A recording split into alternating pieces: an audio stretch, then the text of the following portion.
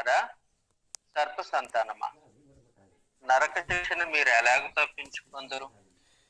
అందుచేత ఇదిగో, నేను మీ యొద్దకు ప్రవక్తలను, జ్ఞానులను, శాస్త్రులను పంపుచున్నాను.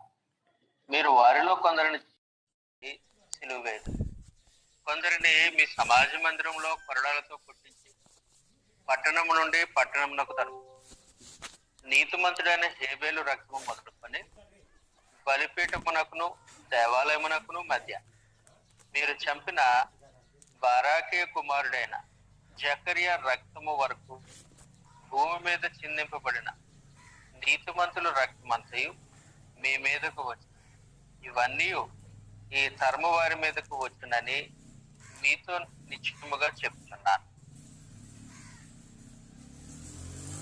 ప్రభువైన యేసు ఆయన శరీరధారిగా భూమి మీద జీవించిన కాలంలో యూదా జనాంగం యొక్క నైతిక స్థితి, దేవునితో నిబంధన బాంధవ్యం కలిగిన జనము వాళ్ళు, దేవుని ఆరాధించే ప్రజలు, దేవుని జనాంగంగా గుర్తింపబడిన పరిస్థితిలో వారి నైతిక స్థితి మాత్రము చాలా దిగజారిన పరిస్థితిలో ఉంది. ప్రభు జన్మించిన సమయానికి యూదా జనాంగం యొక్క నైతిక స్థితిని గురించిన ప్రవచనం యెషయా గ్రంథం 53వ అధ్యాయంలో,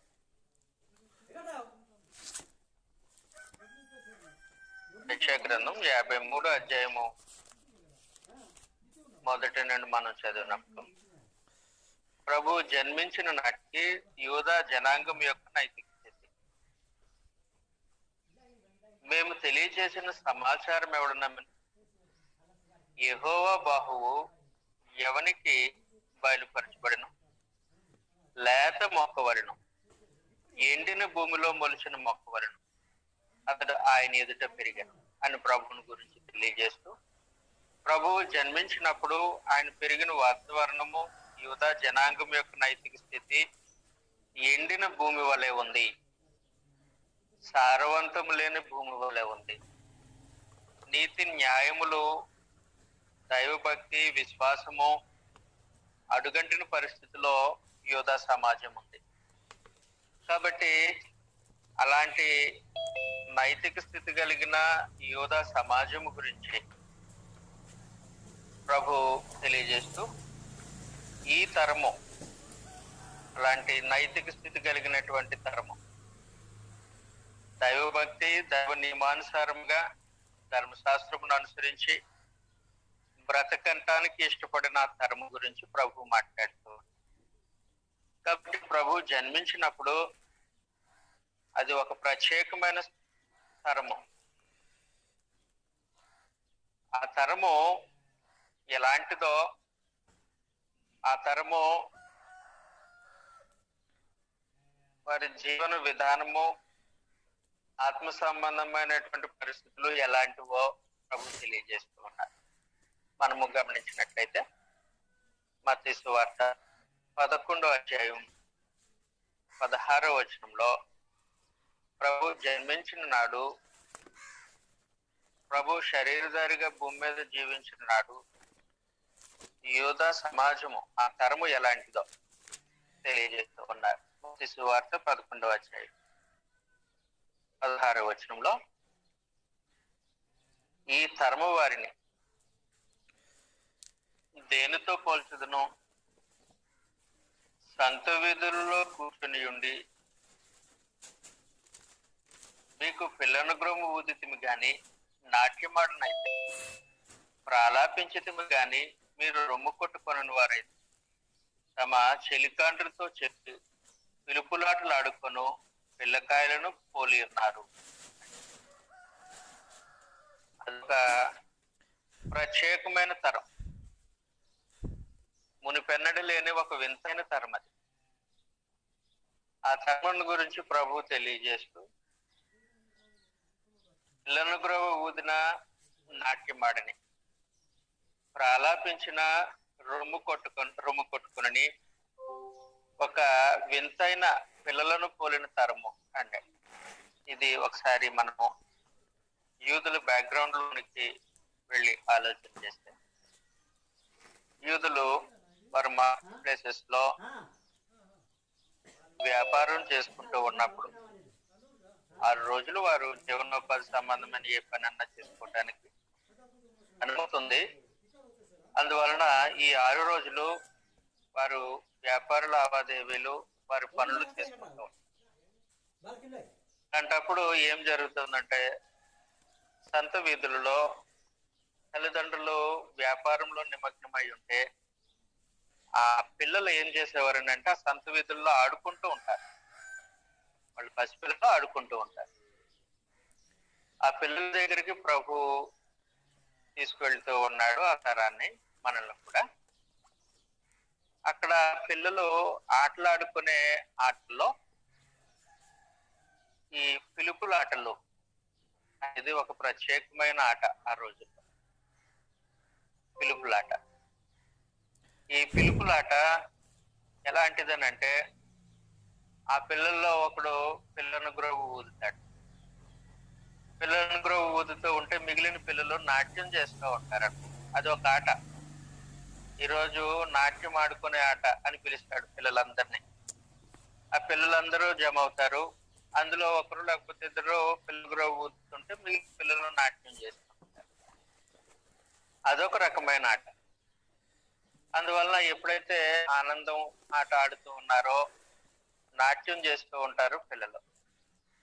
అలాగే ఇంకొక ఆట ఉంటది, అది కూడా పిలుపులాటలో రెండవ కార్యక్రమం. రెండవ కార్యక్రమం ఏంటంటే, అందులో ఒక పిల్లోడు చచ్చిన వాళ్ళే పడుకుంటాడు, లేకపోతే గాయపరిచిన వాళ్ళే పడుకుంటాడు. పడుకుంటే మిగిలిన పిల్లలు ఏం చేయాలని అంటే, చుట్టూ ఉండి ప్రాలాపించాలి, ఏడవాలి. అదొక రకమైన ఆట.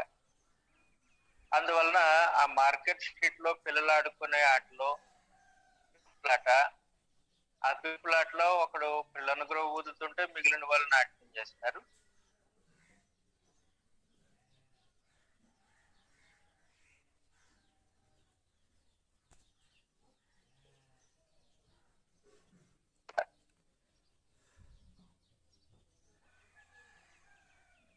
యోధ సమాజంలో పిల్లలు మాట్లాడుకుంటారు. అయితే నాట్యం ఆడిన పిల్లను గ్రో ఊదిన నాట్యం ఆడకుండా, లేకపోతే ప్రాలాపించిన రొమ్ము కొట్టుకోకుండా ఉండే ఒక తటస్థమైన పిల్లలు ఉంటారు. వాళ్ళ ఆటల్లో పార్టిసిపేట్ చేయరు, సంతోషంగా నాట్యం చేయరు, అలాగని ప్రాలాపిస్తూ ఉన్నప్పుడు రొమ్ము కొట్టుకోరు. ఎలాంటి స్పందన లేని, మిగిలిన పిల్లలతో కలవని ఒక వింతైన పిల్లలు, మూడిస్టులు వాళ్ళు ఉంటారు. అలాంటి పిల్లలను చూసి ఎవరు ఇష్టపడరు. ఎందుకనంటే పిల్లలు మిగిలిన పిల్లలతో కలిసి ఆడుకుంటూ ఉంటుంటే తల్లిదండ్రులు వాళ్ళు పనులు చేసుకోవటానికి, వాళ్ళు వ్యాపారం చేసుకోవటానికి అనుకూలంగా ఉంది. అలా కాకుండా మిగిలిన పిల్లలతో వీళ్ళు ఆడకుండా నాట్యం ఆడినా, పిల్లలు ఊదినా, నాట్యం ఆడి ప్రాలాపించినా రొమ్ము కొట్టుకోకుండా తటస్థంగా ఉండే పిల్లలు కొంతమంది ఉంటారు. వారికి ఎలాంటి స్పందన లేదు. అలాంటి పిల్లలను ఆ మార్కెట్ స్ట్రీట్ లో ఎవరు ఇష్టపడరు.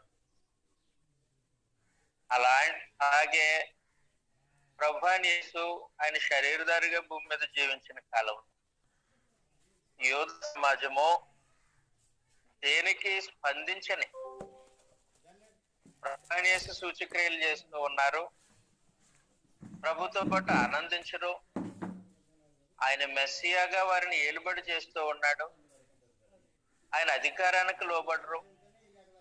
అలాంటి స్పందన లేని తరం వాళ్ళు, ఎలాంటి స్పందన లేని తరం. కాబట్టి ప్రభువైన యేసు శరీరధారి భూమి మీద జీవించినప్పుడు ఆ తరం ఎలాంటి తరం అంటే దేనికి స్పందించిన తరం. అది దేనికి స్పందించిన తరం, స్పందన లేని తరము, హృదయంలో కదలికలు లేని తరము. వారి మనస్సు దేవుని వైపు తిప్పుకోవటానికి ఇష్టపడిన తరం. అలాంటి ఒక భయంకరమైనటువంటి తరము అది. ఇంకా ఆ తరముల గురించి మనం ఆలోచన చేస్తే ఇదే మత్తయి సువార్త 12వ అధ్యాయం 41వ వచనంలో ప్రభు ఆ తరముల గురించి మాట్లాడుతూ ఈ విధంగా తెలియజేస్తున్నారు. 38 నుంచి చదువుతాం. అప్పుడు శాస్త్రులలోనూ పరిసయ్యుల్లోనూ కొందరు నీ వలన ఒక సూచక్రియ చూడగోరుచున్నామని ఆయనతో చెప్పగా ఆయన వ్యభిచారమైన చెడ్డతరం వారు సూచక్రియలు అడుగుతున్నారు. ప్రవక్త అయిన యోనాను గూర్చిన సూచక్రియే కానీ మరి ఏ సూచక్రియ వారికి అనుగ్రహింపబడదు. కాబట్టి ఆ తరం ఎలాంటిదనంటే వ్యభిచారులైన చెడ్డతరం. వ్యభిచారులైన చెడ్డ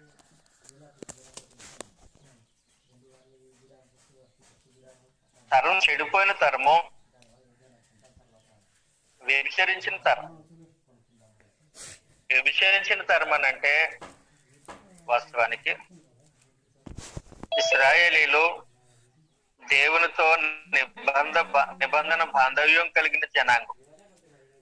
ఈ నిబంధన బాంధవ్యంలో సృష్టికర్త అయిన దేవుడు వారికి దేవుడు అంటే వారికి నిబంధన ప్రకారము భర్త, యజమానుడు. ఈ ఇశ్రాయేలీలు నిబంధనకు బద్ధురాలైన భార్య. అలాంటి పరిస్థితుల్లో దేవునికి ఇశ్రాయేలీల జనాంగానికి మధ్యలో నిబంధన జరిగింది. నిబంధన జరిగినప్పుడు ఆ నిబంధన యొక్క విశేషాలు ఈ విధంగా ఉన్నాయి. నిర్గమకాండం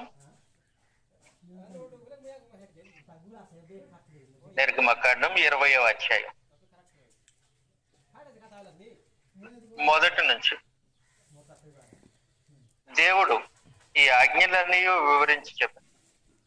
నీ దేవుడనే యెహోవాని నేను దాసుల గృహమైన ఐగుప్తు దేశంలో నుండి నిన్ను వెలుపలికి రప్పించేది. నేను తప్ప వేరొక దేవుడు నీకుండకూడదు. పైన ఆకాశం అందే గాని కింద భూమి అందే గాని భూమి కింద నీడయందే గాని ఉండు దేని రూపమును విగ్రహమును నువ్వు చేసుకొనకూడదు. వాటికి సాగిలు పడకూడదు, వాటిని పూజింపకూడదు. ఎందుకని అనగా నీ దేవుడైన యెహోవాను నేను రోషము గల దేవుడను. రోషము కలిగినటువంటి దేవుడు. రోషం అని అంటే ఇంగ్లీష్ లో అక్కడ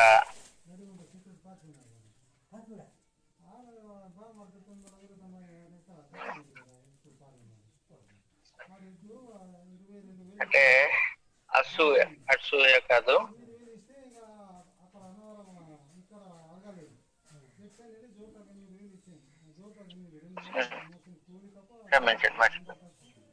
రోషము కలిగిన దేవుణ్ణు అన్నాడు.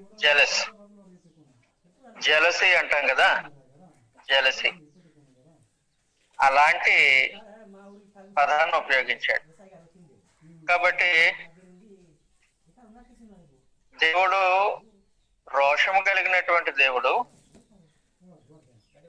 ఎందుకు ఆయనకు రోషం అని అంటే, ఎందుకు ఆయనకి జలసీ అంటే, తాను నిబంధన చేసుకున్నటువంటి భార్యగా ఇశ్రాయేలీల జనాంగం ఉంటే తన భార్య తనతోనే ఉండాలి, తనకు బద్ధురాలై ఉండాలి అని కోరుకుంటూ ఉంటాడు పరమ. తన భార్య తనకు బద్ధురాలు కాకుండా లోకంలో ఉండేటువంటి నిర్జీవమైనటువంటి వస్తువులు, అది అమోరీలు పూజించేదైనా, ఫిలిస్తీన్లు పూజించేదైనా, లేకపోతే అమాలేకీలు పూజించేదైనా, లేకపోతే ఇంకొక జనాంగం ఎవరు పూజించే ఒక బొమ్మకైనా వీళ్ళు నమస్కరిస్తే దేవుడు జలసి ఫీల్ అవుతాడు, రోషం తెచ్చుకుంటాడు. ఎందుకంత రోషం అని అంటే, దేవునికి ఇశ్రాయేలీలకి మధ్యలో ఉన్న నిబంధన బాంధవ్యం అలా. అది ఒక భర్తకు తన భార్యకు ఉండే నిబంధన బాంధవ్యం లాంటి. అందువలన అలాంటి శ్రేష్టమైనటువంటి విధానంలో పరమదేవుడు ఇశ్రాయేలీలతో నిబంధన బాంధవ్యాన్ని, అంటే భార్యకు భర్తకు ఉండే నిబంధనను వారితో స్థిరపరుచుకున్న మాట వాస్తవం. అందువల్ల ఇర్మియా గ్రంథం 31వ అధ్యాయంలో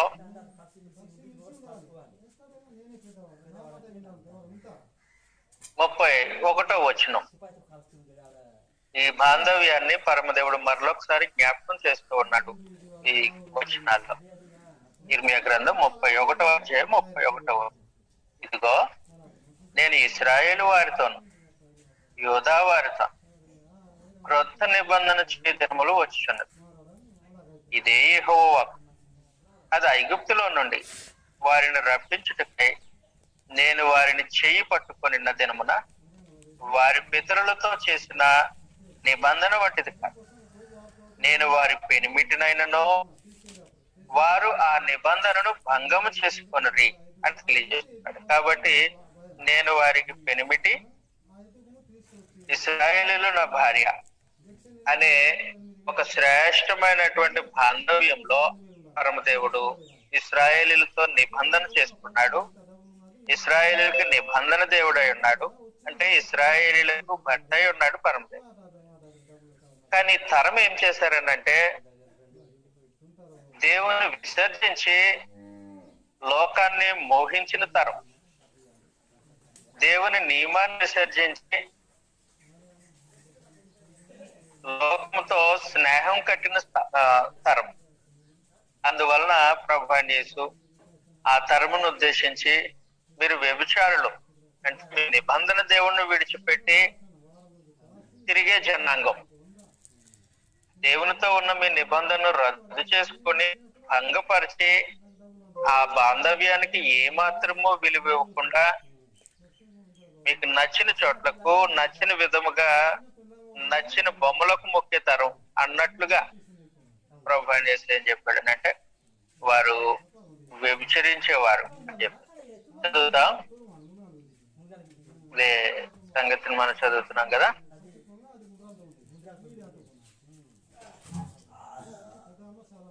కాబట్టి ఆ తరము అలాంటి తరం. 12వ అధ్యాయం మత్తయి సువార్త 39వ వచనం. వ్యభిచారులైన చెడ్డ తరము వారులారా, వారు సూచక్రియలు అడుగుచున్నారు.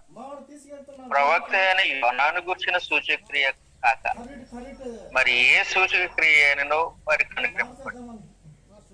యోనా 3 రాత్రింబగళ్ళు తిమింగలము కడుపులో ఎలాగుండెనో అలాగూ మనుష్య కుమారుడు 3 రాత్రింబగళ్ళు భూగర్భంలో అని చెప్పిన తర్వాత 41. నినివే వారు యోనా ప్రకటన విని మారు మనసు పొందిరు గనుక విమర్శ సమయమున నినివే వారు ఈ తరము వారితో నిలవబడి వారి మీద నేరస్థాపన చేయదు. ఇదిగో యోనా కంటే గొప్పవాడు. బట్ తరం ఎలాంటిదనంటే